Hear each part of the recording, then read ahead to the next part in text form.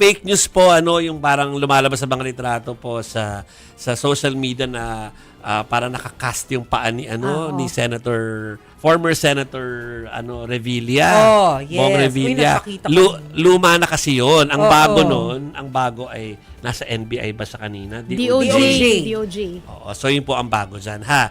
Dahil nagsumiting nga po si dating Senador Bong Revilla ng kanyang kontrasalaysay or counter affidavit sa DOJ para sa reklamong graft laban po sa kanya kaugnay ng Bulacan Flood Control Project.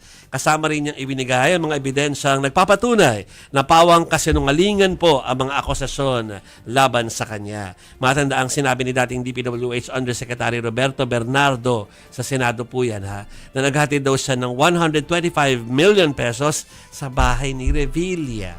Nauna po na naitanggihan ni Senador Revilla.